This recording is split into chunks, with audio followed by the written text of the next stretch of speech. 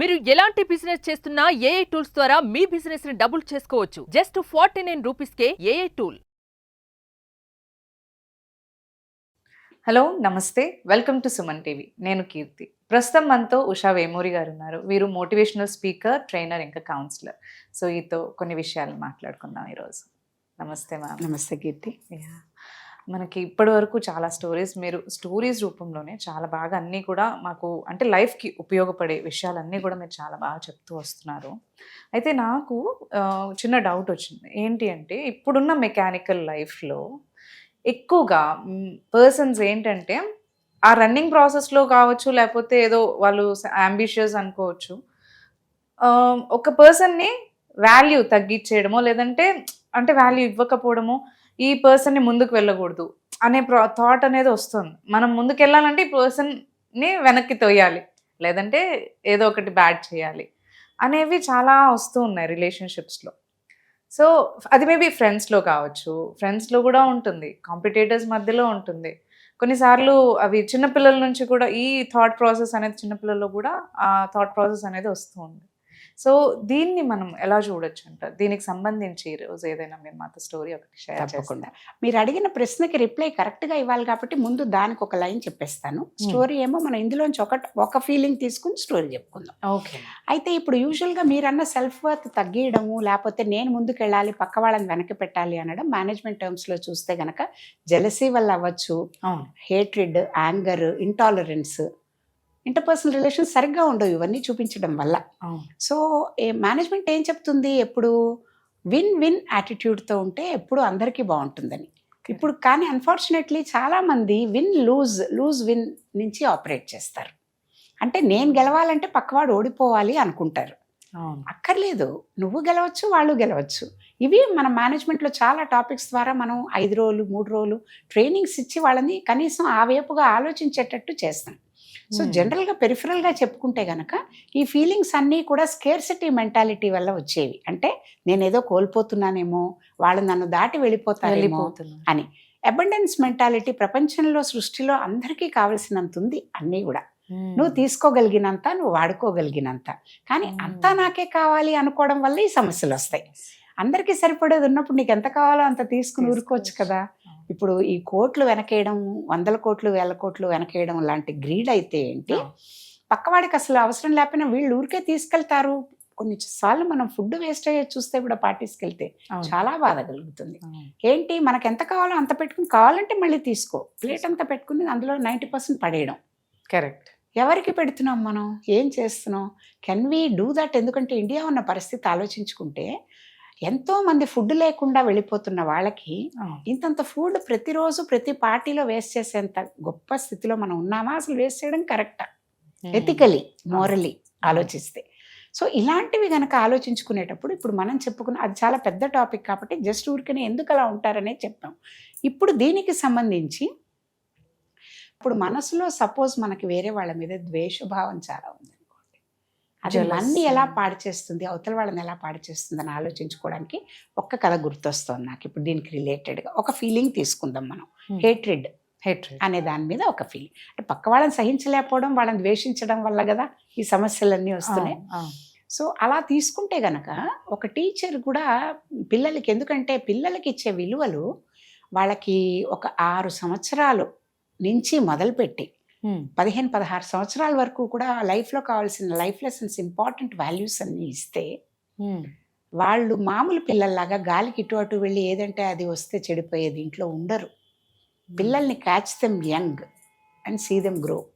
వాళ్ళని mental ethics and values ఇవ్వడానికి correct age. ఇప్పుడు చాలామంది, చాలా సంస్థలు, ఆధ్యాత్మికమైన సంస్థలు కూడా, రవిశంకర్ గురూజీ, సత్యసాయి బాబా వారు, అమృతానందమయ్యి, రామకృష్ణ మఠ్, సుఖబోధానంద గారు, ఈ అందరూ కూడా ఏం చేస్తున్నారు, కంచి స్వామి వారు, శృంగేరి స్వామి వారు, వీళ్ళు కూడా పిల్లల్ని టార్గెట్ చేసి వాళ్ళకి విలువలు ఇచ్చేటట్టుగా బాల బోధిని అని, లేకపోతే బాల వికాస్ అని ప్రోగ్రామ్స్కి పేర్లు పెట్టి వాళ్ళకి సర్టిఫికేషన్ ప్రోగ్రామ్స్లా చేస్తున్నారు. అంటే ఈ 6 ఏళ్ళు 5 ఏళ్ల నుంచి 16 ఏళ్ళు వచ్చే వరకు 10 ఏళ్ళు వాళ్ళు వీళ్ళతో ఉంటారు. వారంకి ఒకసారి వాళ్ళ స్కూల్స్కి వెళ్తూ చదువుకుంటూ వారంకి ఒకసారి కలుస్తారు. ఈ టీచర్స్ వాళ్ళకి ఇలాంటి విలువలకి సంబంధించినవి, జీవితంలో పాఠాల గురించి సంబంధించిన విలువలతో వాళ్ళకి ఎడ్యుకేషన్ ఇస్తారు. అది వాళ్ళకి జీవిత పర్యంతం ఉండిపోతుంది. అంటే education is not for living, for life అని చెప్తారు సత్యసాయిబాబా వారు. అంటే జీవిత పాఠాలు వాళ్ళకి జీవితం కోసం ఉపయోగపడతాయి. మామూలు ఏమి చేయాలి, ఎలా చేయాలనేది నీకు ఉద్యోగం చూపిస్తుంది, జీవనోపాధి ఒకటే ఇస్తుంది. కానీ జీవన పర్యంతం నీకు కావాల్సిన విలువలు, మనిషిలాగా నువ్వు బాగా బతకాలి అంటే ఈ విలువలు అవసరం. కరెక్ట్ కదా. కరెక్ట్. సో పిల్లలకి అలా చెప్పేటప్పుడు ఒక టీచర్ కూడా అలా చెప్దామనే ఉద్దేశంతోనే పిల్లలకి ప్రాక్టికల్గా ఒక విలువ బోధించాలనే ఉద్దేశంతో ఎక్సర్సైజ్ ఇచ్చారు పిల్లలకి. మీకు అందరూ నచ్చకపోవచ్చు, క్లాస్లో ఉన్నారనమాట టీచర్. మీకు ఎంతమంది నచ్చరో వాళ్ళ పేర్లు గుర్తు చేసుకుని, మీరు హేట్ చేసేవాళ్ళు, ఒక ఆలుగడ్డ పొటాటోస్ అయితే ఎక్కువ రోజులు ఉంటాయి కాబట్టి ఆవిడ ఏమన్నారంటే ఫస్ట్ డే చెప్పినప్పుడు రేపు మీరు ఎంతమంది నచ్చరో అన్ని పొటాటోస్ ఒక పాలిథిన్ కవర్లో వేసి క్లాస్కి తీసుకురండి అన్నారు.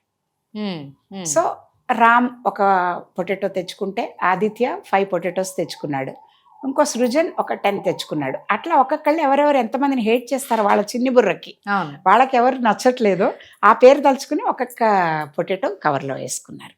స్కూల్కి వచ్చారు.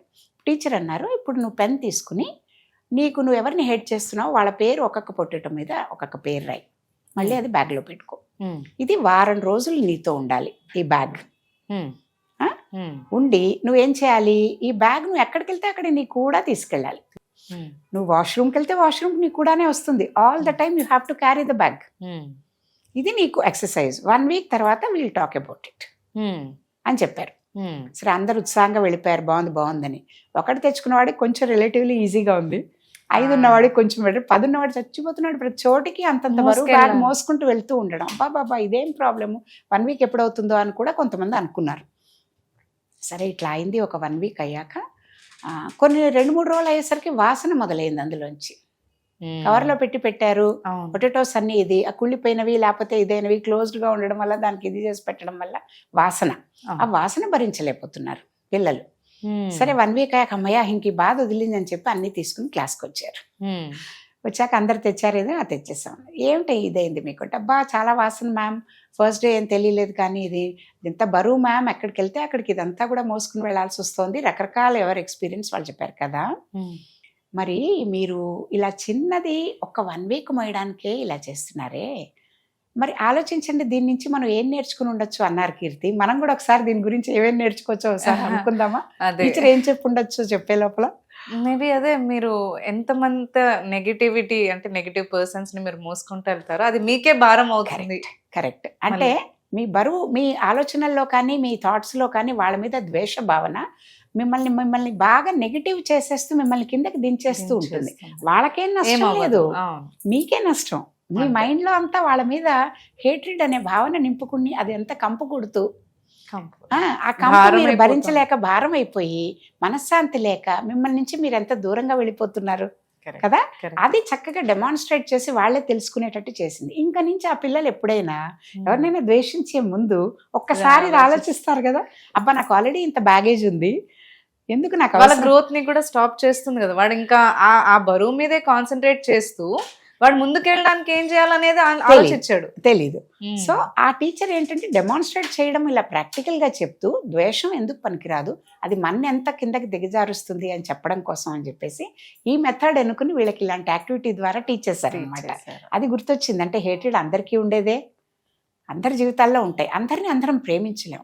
అట్లీస్ట్ టాలరెన్స్ కొంచెమైనా సహించగలమా, వాళ్ళ గురించి మనసులో మనం అనవసరంగా నెగిటివ్ భావాలు ఏం పెట్టుకోకుండా ఉండగలమా, మనం ఎదగడానికి మనం ముందుకెళ్ళడానికి బోల్డ్ పాయింట్స్ ఉన్నాయి కదా నేర్చుకోవాల్సినవి, అవి పక్కన వాళ్ళ గురించి ఎందుకు మనకి, మన బిజినెస్ మనం మైండ్ చేసుకుంటూ ముందుకెళ్తేనే జీవితం సరిపోదు.